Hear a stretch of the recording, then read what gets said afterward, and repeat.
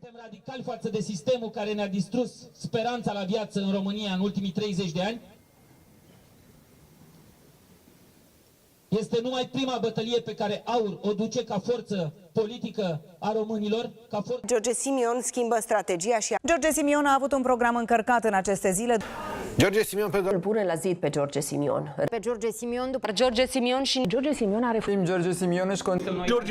George Simion schimbă strategia și... George Simion a avut un program încărcat în aceste zile. George Simion îl pune la zid pe George Simion.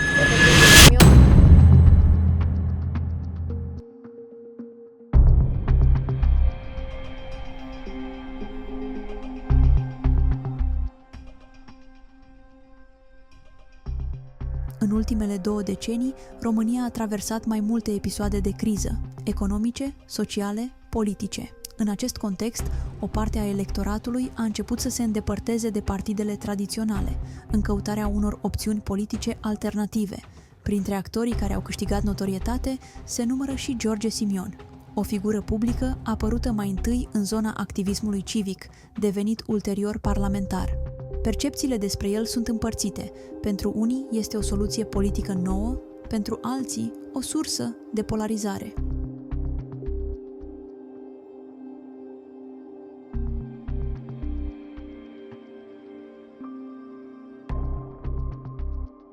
România se confruntă, de mai bine de un deceniu, cu schimbări profunde în raportul dintre cetățeni și instituțiile publice. Nivelul de încredere în autoritățile centrale este în scădere, iar implicarea politică a populației, măsurată prin prezența la vot, se diminuează constant. Potrivit Eurobarometrului, doar aproximativ 1/3 dintre români consideră că statul le apără în mod real interesele. În același timp, peste 60% dintre respondenți se declară dezamăgiți de întreaga clasă politică. În acest climat, politica a ajuns să fie percepută de mulți ca un spectacol îndepărtat, fără legătură directă cu nevoile și preocupările lor. Pe fondul acestei deconectări au apărut noi figuri și mișcări politice. Unele și-au propus să reformeze sistemul din interior, altele au revendicat o ruptură față de status quo. În Europa și în România, aceste curente sunt adesea asociate cu ideea de suveranitate, o orientare care nu respinge apartenența la Uniunea Europeană, ci critică modul în care sunt luate deciziile la nivel comunitar și impactul acestora asupra autonomiei statelor membre. Pentru o parte a populației, criteriile de alegere politică nu mai sunt strict ideologice, ci țin de percepția asupra autenticității și capacității de reprezentare a candidaților.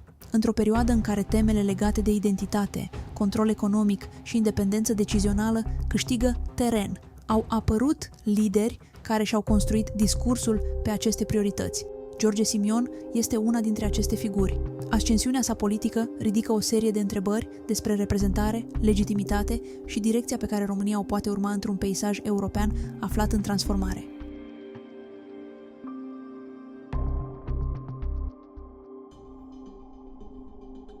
George Simion s-a născut în 1986 la Focșani. A crescut într-o Românie aflată în tranziție postcomunistă, într-un context social marcat de schimbări rapide și incertitudine economică.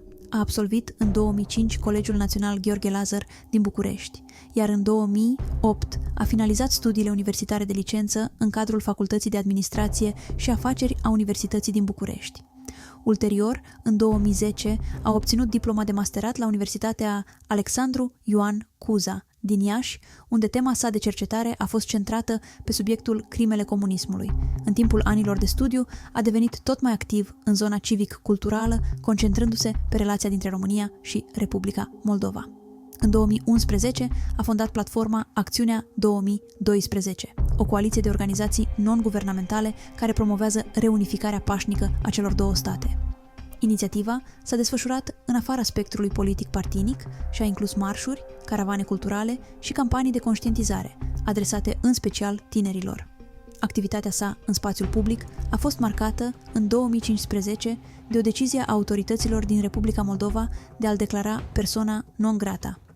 După această perioadă, Simion a continuat să fie activ în zona civică, participând la proteste, campanii de informare și dezbateri publice.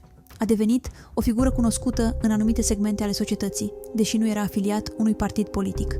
În 2019 a candidat ca independent la alegerile europarlamentare. A obținut peste 120 de voturi, fără să acceseze un mandat, dar atrăgând atenția asupra unei baze electorale care nu era reprezentată în mod tradițional. În același an a cofondat Alianța pentru Unirea Românilor, AUR, un partid politic care a mizat pe o combinație de comunicare digitală, mobilizare voluntară și mesaje centrate pe teme naționale. La alegerile parlamentare din decembrie 2020, AUR a depășit pragul electoral și a intrat în Parlament ca a patra forță politică.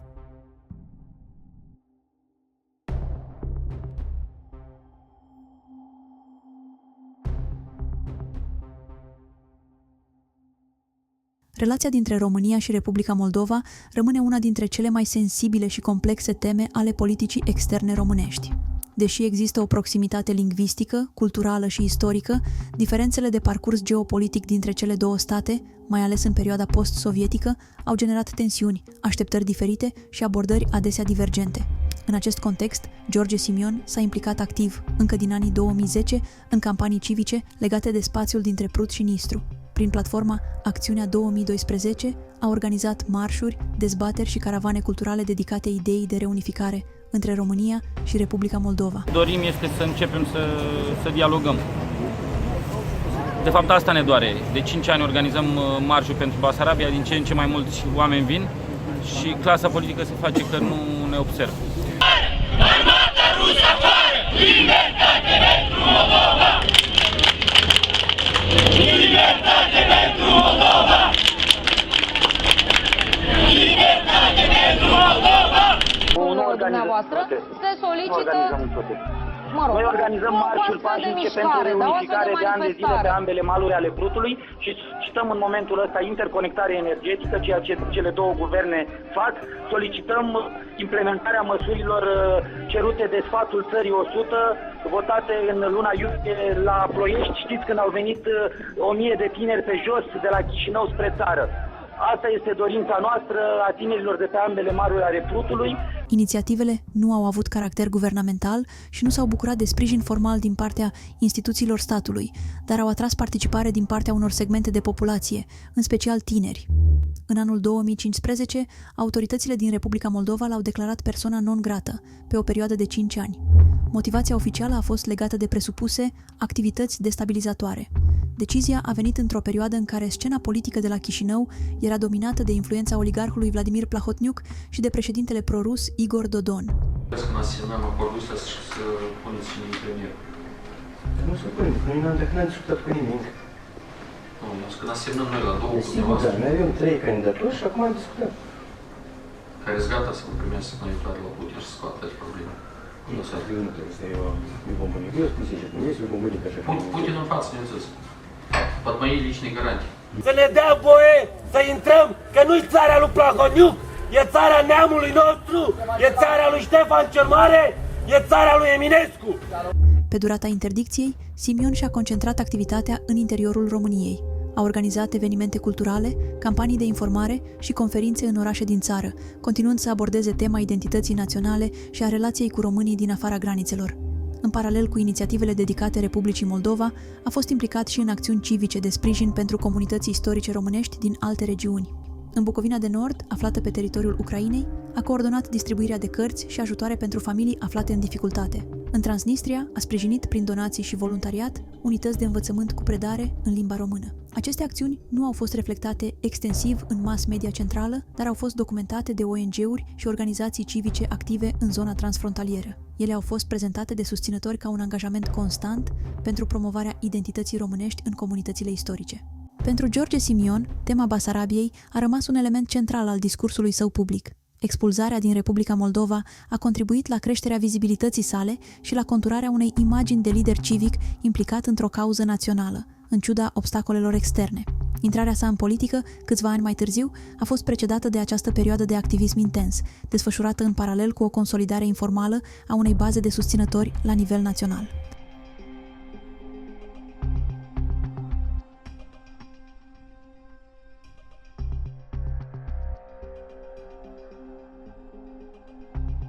Termenul suveranism a început să fie tot mai des invocat în discursul public european, începând cu a doua decadă a secolului 21. În mai multe state membre ale Uniunii Europene, precum Polonia, Ungaria, Italia sau Franța, acest concept a fost asociat cu tendințe politice care susțin întărirea deciziei naționale, protejarea capitalului autohton și contestarea unor direcții centralizatoare ale instituțiilor europene. În România, ideea de suveranitate a redevenit temă de dezbatere odată cu apariția unor partide și lideri politici care și-au construit discursul pe recuperarea autonomiei decizionale a statului. George Simion este unul dintre acești actori. În intervențiile sale publice, Simion a promovat constant teme precum reindustrializarea, controlul asupra resurselor strategice, sprijinirea producției locale și limitarea vânzării terenurilor agricole către cetățeni străini. Acum putem număra pe degete ăsta, câte case mai are porc ăsta. Bătrânii fi sigur că nu o să mai poate să facă sau ceva. Cât pot mai țin porc ăsta. Tineretul nu mai. Că miroase, că una ca... După mine, agricultura se împarte în două. Cultura mare care trebuie făcută la câmpie, unde este un teren mai roditor, un teren cu suprafață. 20.000 de oameni munceau aici și un oraș întreg prospera pe urma acestui combinat care era pe profit. Aceste poziționări s-au tradus și în propuneri legislative, care au vizat în mod explicit susținerea agriculturii de mici dimensiuni, protejarea capitalului național și sprijinirea întreprinderilor autohtone în contractele publice. Susținătorii acestor măsuri le consideră o reacție necesară la o serie de dezechilibre structurale: dependența economică de capital străin, migrația forței de muncă, vulnerabilitatea lanțurilor de aprovizionare sau pierderea controlului asupra unor sectoare economice strategice.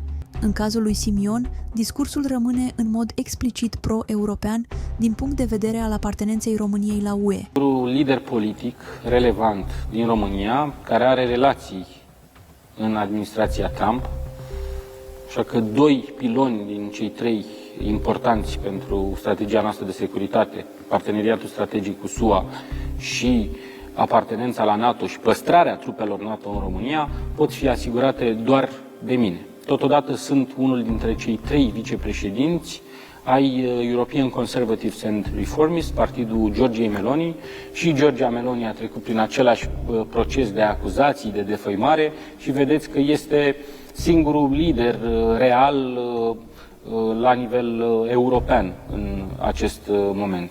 Așa că cei care au temeri să ne întrebe. Eu cred că noi ca români am făcut multe sacrificii să fim parte a Uniunii Europene și a NATO și nu o să scape nimeni așa de ușor de noi. Dar include o critică permanentă la adresa mecanismelor supranaționale percepute ca fiind intruzive sau contrare interesului național. Acum, Uniunea Europeană trebuie să rămână un proiect și o alianță a 27 de state suverane. Nu un supra-stat federal, cum vor birocrații nealeși de la Bruxelles.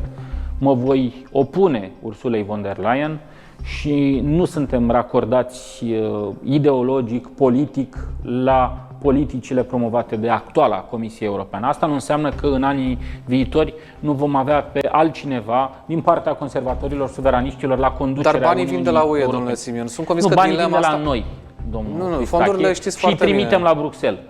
După aceea Bruxelles ne trimitem mai condiționează puțin și vin mai mulți. și ne depinde. Depinde de cât reușim să atragem, corect? Da, și dacă vedem ce au de câștigat alții din prezența noastră în Uniunea Europeană, din lemnul nostru, din petrolul nostru, din gazele noastre naturale, din hipermarketurile care de multe ori ne vând produse mai scumpe, unele dintre ele chimizate. Pentru o parte a electoratului român, aceste poziționări oferă o alternativă la ceea ce este perceput ca o cedare progresivă a controlului național. Pentru alți cetățeni, ridică semne de întrebare privind compatibilitatea acestor politici cu angajamentele internaționale ale României. Rămâne astfel o dezbatere deschisă. În ce măsură un discurs politic centrat pe suveranitate economică poate funcționa în cadrul normativ și economic actual al Uniunii Europene? Și cât de sustenabil este un astfel de model în lipsa unei reconfigurări mai largi la nivel comunitar?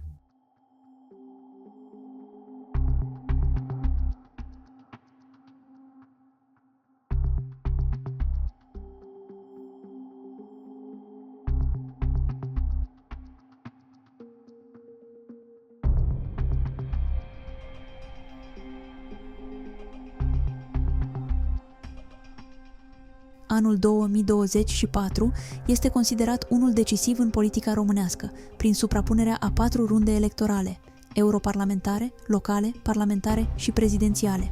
Acest calendar electoral dens generează presiuni suplimentare asupra partidelor și amplifică competiția pentru influență și vizibilitate. Pe fondul acestor evoluții, Alianța pentru Unirea Românilor și liderul său, George Simion, au continuat să crească în sondajele de opinie. În paralel cu George Simion, o altă figură publică a început să atragă atenția în spațiul politic, Călin Georgescu.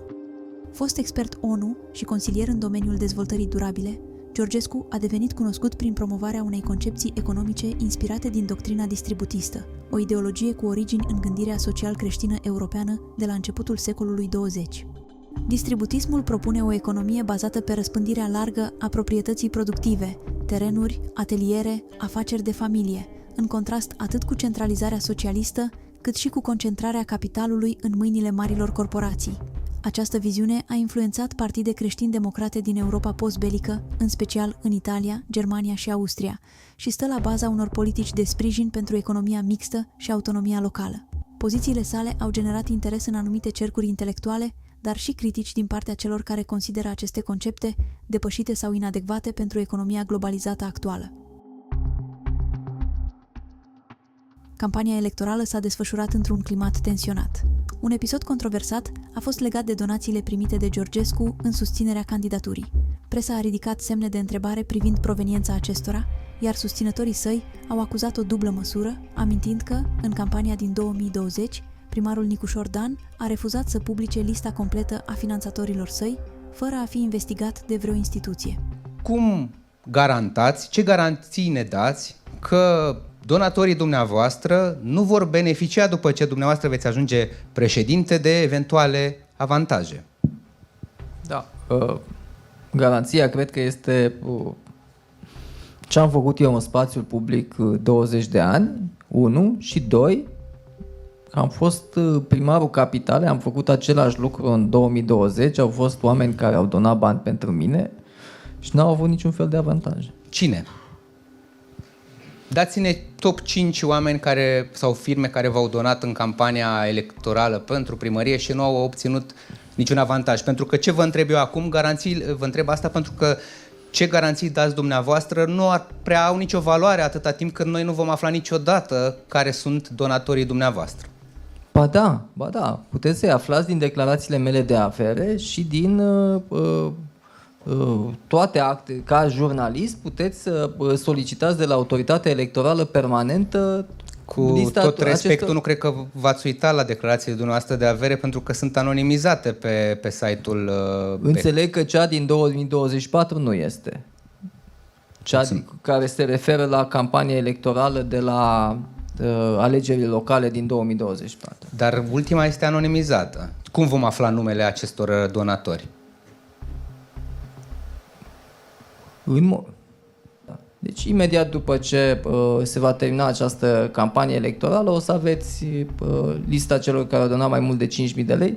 Repet, pentru campania electorală eu n-am verificat pe site-ul ANI, dar mi s-a spus că declarația pentru campania electorală din 2024 este neanonimizată cu privire la numele persoanei. Eu am verificat ultima declarație și e anonimizată. Ok. Mulțumim. Această discrepanță a fost interpretată de unii observatori drept un semn de asimetrie în tratamentul public aplicat candidaților care se încadrează sau nu în limitele ideologice convenționale. Un element de interes în analiza evoluției recente îl reprezintă faptul că George Simion și Nicușor Dan au fost, în anii 2010, activiști civici în aceeași zonă tematică, implicați în proteste privind patrimoniul urban și transparența administrativă. Ulterior, drumurile lor s-au separat. Nicușor Dan a fost cooptat în administrația publică, devenind parlamentar și apoi primar general, în timp ce George Simion a rămas în zona contestării sistemului politic tradițional.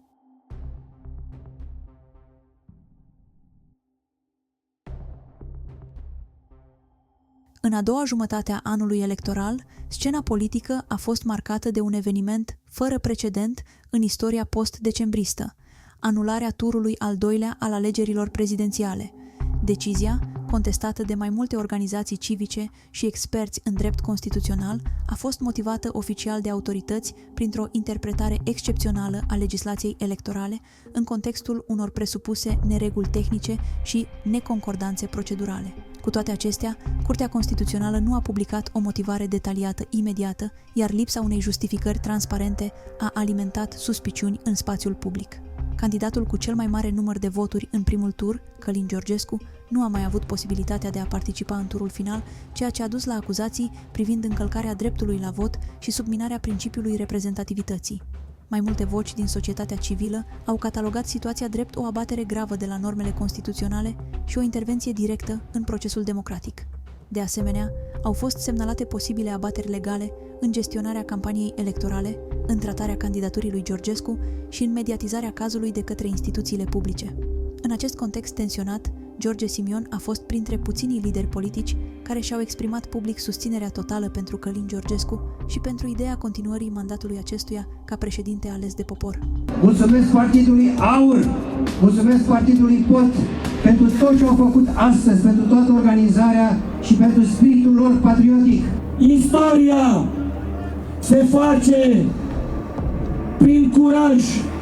Nu vă temeți și o să reușim să aducem iarăși puterea în mâinile poporului român.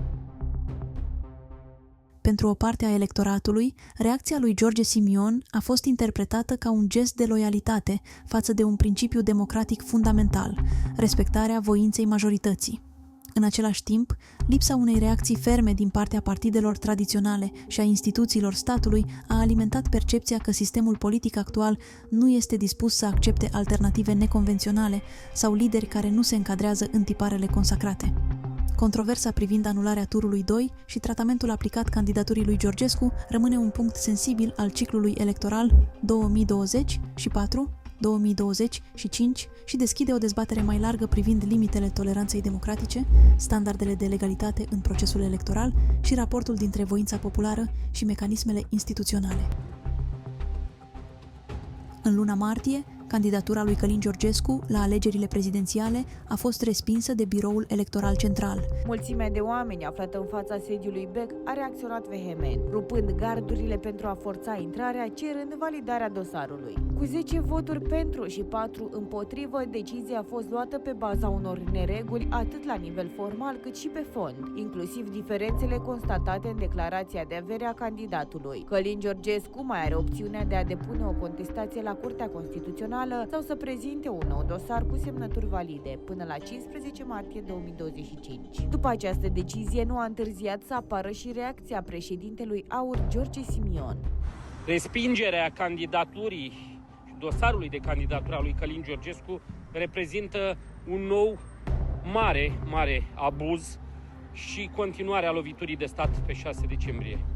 Eu nu mai organizez niciun protest pentru că nu mai pot garanta că oamenii rămân pașnici văzând felul în care Marcel Ciolacu și sistemul totalitar își bate joc de democrație. Lăsați omul acesta să candideze. Dacă nu vă place fața lui, dacă nu vă place că nu-i unul dintre voi, ăsta nu-i motiv să-i refuzați candidatura. Această acțiune a fost percepută de o parte a opiniei publice drept un precedent periculos, în care instituții administrative, aflate sub coordonare guvernamentală, ar fi fost utilizate ca instrumente pentru a bloca accesul la candidatură al unor persoane incomode politic. Lipsa unei dezbateri constituționale transparente și absența unei căi reale de atac au alimentat suspiciunile privind caracterul democratic al deciziilor respective. Dar aveți oponenți foarte puternici. Vă dați seama, dacă s-a mers așa de departe pe data de 6, în ajunul zilei de 6 decembrie până la anularea alegerilor într-un stat european, aparent democratic, așa îl considerăm. Aparent, pe de-aia am și spus. Da. Exact. Aproape crezi că n-a fost democrație deloc. Poziția Uniunii Europene pentru mine personal a fost șocantă, pentru că ea practic a lipsit. Într-un răspuns pentru Euronews, Comisia Europeană a zis că nu va comenta și nu va solicita suplimentar informații de la autoritățile române despre anularea alegerilor. Deci ei sunt de acord cu ceea ce s-a întâmplat. Acum 2 zile, Emmanuel Macron În continuare a vorbit despre faptul că este șocat de intervenția rusească în alegerile din România și că alegerile au fost anulate. Asta a fost o necesitate pentru a salva democrația. Deci, ei vor continua să lupte cu dumneavoastră, domnule Georgescu. Sunteți conștient de acest lucru? Adică și lupta se pare că nu este la egalitate. Păi asta este frumusețea.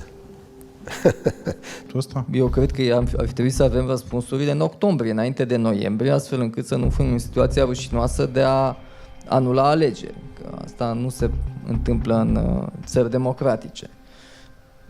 După respingerea candidaturii lui Călin Georgescu, George Simion și-a anunțat propria candidatură la alegerile prezidențiale, afirmând că a făcut acest pas la îndemnul direct al lui Georgescu, pentru a continua proiectul politic și ideologic inițiat de acesta. Simion a declarat că nu vizează o funcție în sine, ci o direcție și că vede în gestul său o formă de a apăra dreptul cetățenilor la reprezentare în afara structurilor tradiționale de putere. Pentru susținătorii săi, George Simion a devenit, din acel moment, continuatorul unei direcții politice refuzate de instituții, dar validată de o parte semnificativă a electoratului.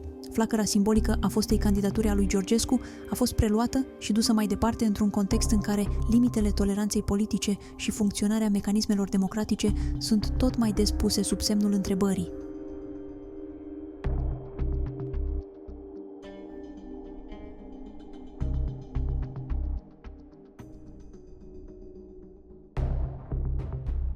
Alegerile prezidențiale din 2025 au debutat într-un climat puternic tensionat, marcat de precedenta anulare a turului 2 în alegerile din 2024 și de contestarea largă a deciziei de excludere a candidaturii lui Călin Georgescu. În acest context, George Simion și-a asumat, cu sprijinul direct al fostului candidat, o poziție centrală în noul ciclu electoral, lansând o campanie construită pe continuitatea temelor suveraniste, pe mobilizarea electoratului dezamăgit și pe apărarea votului popular.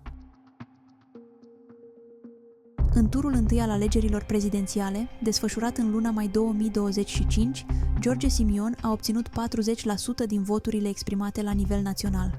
A fost primul clasat, la o diferență semnificativă față de contracandidații săi.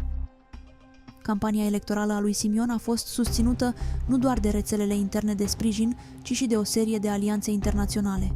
Mai mulți lideri ai mișcărilor conservatoare sau suveraniste europene și-au exprimat public susținerea pentru candidatura sa. Printre aceștia s-au numărat Giorgia Meloni, Italia. This is 9 o'clock in my agenda today in Wednesday and I'm with you. Thank you, Leonessa. Greetings to everybody. Viktor Orbán, Ungaria. Az egyik jelölt, Simion úr ezt mondta, idézem, most a nemzetek Európájának, a keresztény Európának van itt az ideje, amelyben harcolni fogunk a jogunkért, hogy európai polgárok legyünk. Marine Le Pen, Franța. Georges Simion incarne une ligne politique fondée sur la souveraineté et la fierté nationale. Il s'inscrit en cela dans l'extraordinaire mouvement de réveil des nations que nous observons partout sur le continent européen. Santiago Abascal, Spania, Karol Nawrowski, Polonia.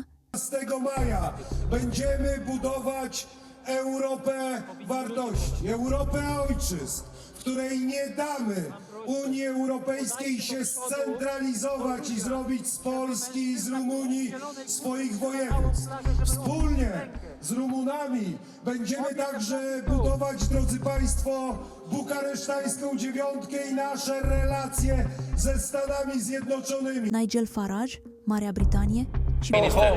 The left are dying. Your history, there's a whole new wave sweeping the Western world. În Statele Unite, acesta a fost primit la cea mai importantă conferință a conservatorilor americani, unde acesta s-a aflat permanent în prezența lui Steve Bannon, șeful campaniei prezidențiale din 2016 a președintelui Donald Trump. Tot acolo a format legături durabile cu președintele argentinian Javier Milei, faimos astăzi pentru reformele sale care au salvat economia Argentinei. În același timp, campania electorală a fost marcată de un conflict intens între candidați. Principalul contracandidat al lui George Simion, Nicușor Dan, a desfășurat o campanie caracterizată printr-o retorică constant critică și, în unele momente, virulentă. Deși Nicușor Dan s-a declarat candidat independent, a fost sprijinit în mod explicit sau indirect de principalele formațiuni politice tradiționale, PSD, PNL și USR, printr-o coaliție informală care a favorizat concentrarea resurselor, rețelelor administrative și expunerii mediatice în jurul candidaturii sale. Această alianță a fost criticată de unii observatori ca fiind neconformă cu statutul de candidat independent și ca o manifestare a unei logici de conservare a influenței politice din ultimii 35 de ani. O altă temă care a generat controverse a fost legată de finanțarea campaniei lui Nicușor Dan. Candidatul a refuzat să facă publică lista completă a donatorilor, invocând dreptul la confidențialitate. Domnul Nicușor Dan, cine a dat 600.000 de lei? Persoana fizică care a dat 600.000 de lei. Și asta este o faptă gravă, domnul Simion? Vrem să știm numele. Asta e transparență, nu? Nu, domnul Simion. Nu vreți să donezi într-o campanie electorală din buzunarul tău pentru un candidat, asta este democrație, domnul Simion, pentru că eu sunt un candidat independent care nu are bani de partid de la stat cum aveți dumneavoastră. A dat 600.000 de lei persoană fizică, nume și prenume. Instituțiile statului român știu cine sunt toate aceste persoane și eu nu vreau să le fac public numele pentru că nu vreau să fie atacați cum am fost eu atacat în campania asta. E foarte simplu. Datele sunt la instituțiile statului român. Această decizie a fost considerată ironic contradictorie în raport cu cazul anterior al lui Călin Georgescu, a cărui candidatură fusese respinsă inclusiv pe fondul unor acuzații legate de surse de finanțare neclare. Actorei campaniei electorale a lui Călin Georgescu în mediul online a fost adus din Brașov la Inspectoratul General al Poliției. Bărbatul este vizat de suspiciuni de corupere a alegătorilor, așa că dimineața au fost percheziționate din nou proprietățile. Descindere au avut loc însă și la influencerii pe care pe știri i-a finanțat. Există motive să fiți acuzați de coruperea alegătorilor acolo.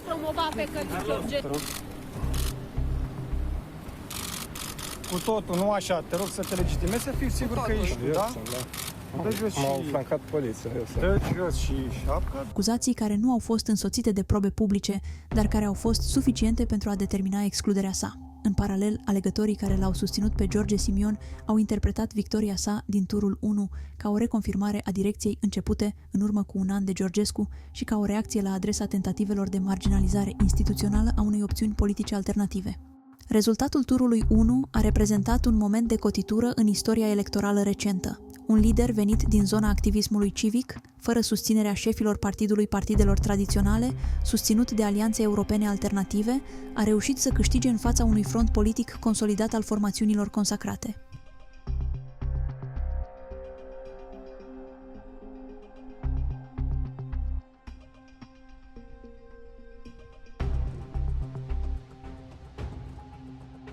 Alegerile vin și trec, campaniile se încheie, dezbaterile se estompează. Rămâne însă un gest esențial, votul. Tăcut, individual, dar cu greutate colectivă. Pentru o parte a populației, votul este o formă de speranță, pentru alții, o formă de protest. În 2025, România s-a aflat în fața uneia dintre cele mai tensionate și contestate perioade electorale din ultimii 30 de ani. Excluderea unui candidat, anularea unui tur de scrutin, conflicte între instituții și candidați, acuze de partizanat și de folosire politică a mecanismelor administrative, toate acestea au ridicat întrebări esențiale despre funcționarea democrației românești.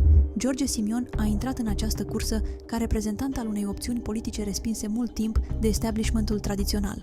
Nu a beneficiat de infrastructura partidelor consacrate și nici de expunerea oferită de marile canale media.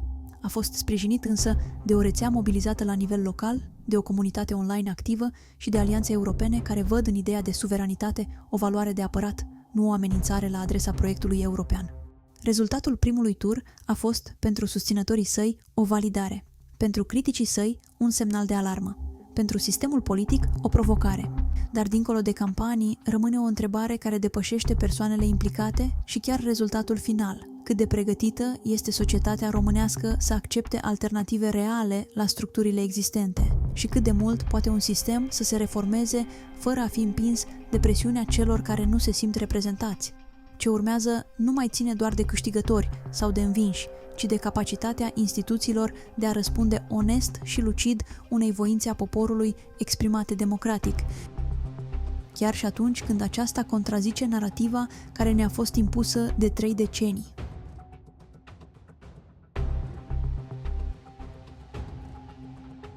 Eu sunt un român liber și dacă nu înțelegeam, poate, acum o lună jumate, de ce mi-a cerut domnul Călin Georgescu să strâng semnături și să mă înham la această candidatură, acum înțeleg. Nu mă puteți speria. Nu cunosc acest sentiment. Trageți cu tot ce aveți voi în mine, pentru că nu mă voi clinti